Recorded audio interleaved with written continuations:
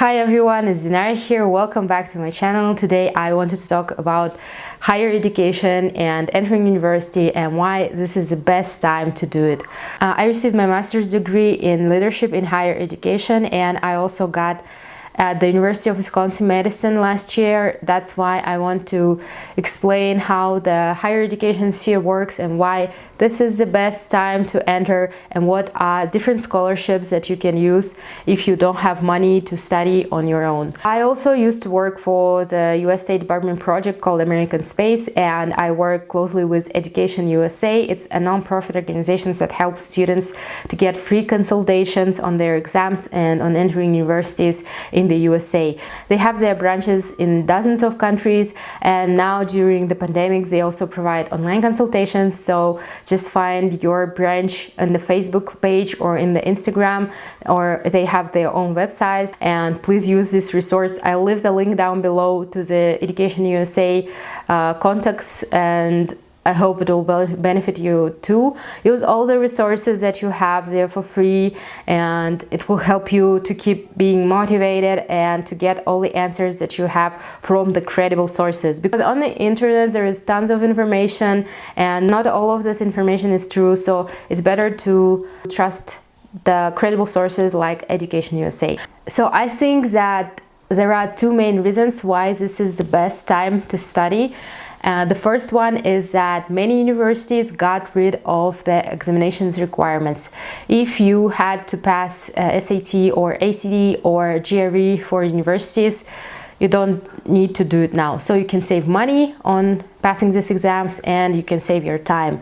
Because for me, GRE was a real struggle. I passed it 3 times and I spent a lot of money and I struggled a lot, but now you don't have to do it. And even universities such as Stanford, I don't know about all the qualifications and all the specialties, but psychology major, graduate school, they doesn't require GRE. And this is such a lifesaver because passing exams is like a pain in the ass. You have to study, you have to pay for them, and now you don't need to do that. You just need your English test, TOEFL or IELTS, and you'll be good enough to enter the universities that you like.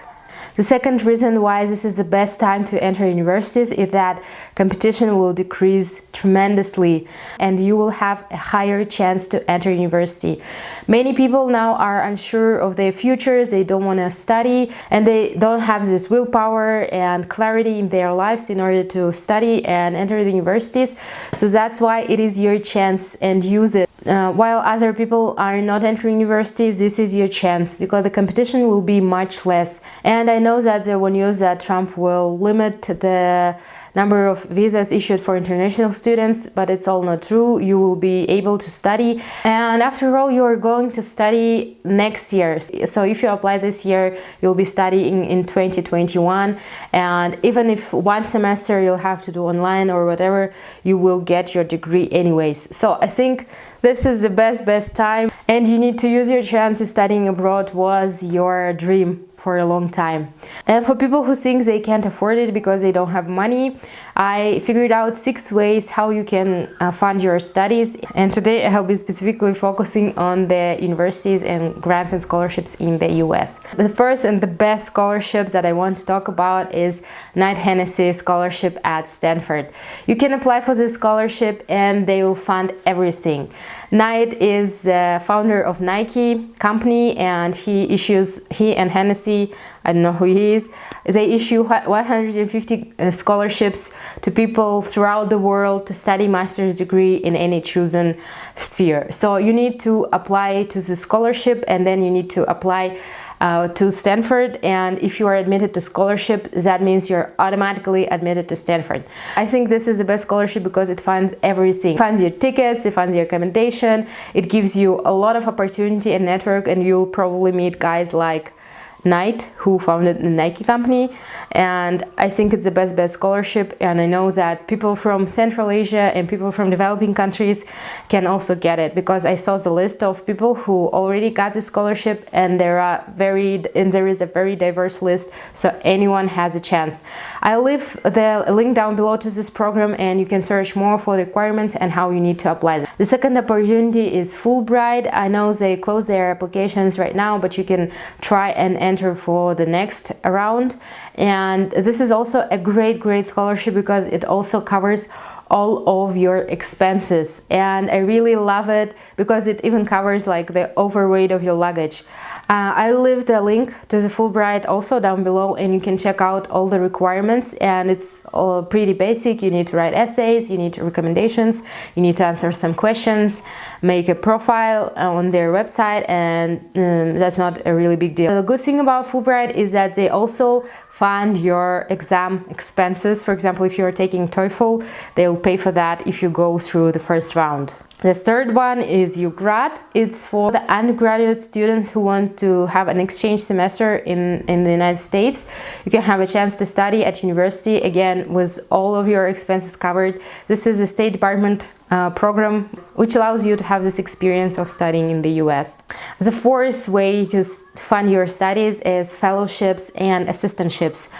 When I was applying to the University of Wisconsin-Madison, I knew that they have Russian and Kazakh department, and I knew that I can find some job like teaching other people Russian or Kazakh, or doing some other assistantships jobs like research or teacher assistant jobs. You can find all of this assistantship and fellowships on the website of the university. So when I registered at the University of Wisconsin-Madison website, I had a chance to search for the internships.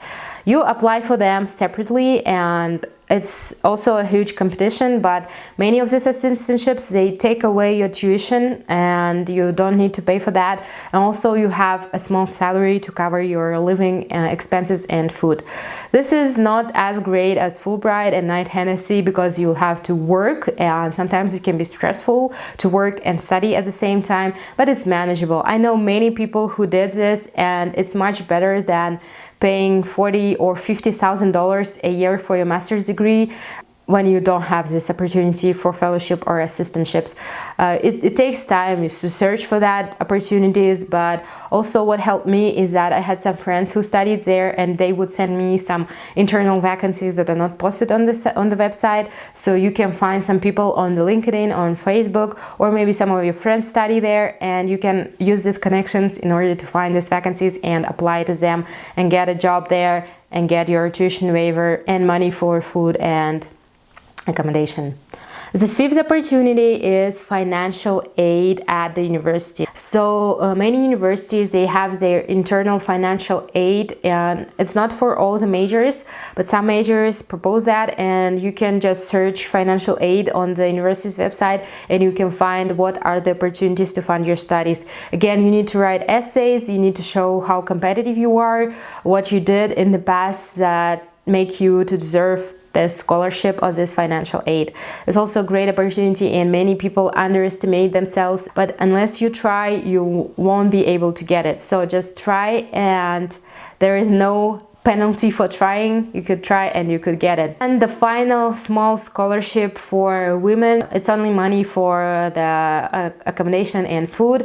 It's called PEO scholarship. But I think that this limitation that they don't cover tuition is only for international students from the US, and I guess from Canada. They can apply even for tuition. You can find out more information about this scholarship. I'll leave it down below under the PEO scholarship. I hope, guys, this was helpful, and now you're really inspired to study abroad or to study in the United States, because you don't have to do many exams. There is less competition, and I've listed several scholarships that you can use to fund your studies. And of course, if you have any questions, please leave them down below in the comment. I would be happy to answer them all if I know the answer. Good luck with your applications, and bye.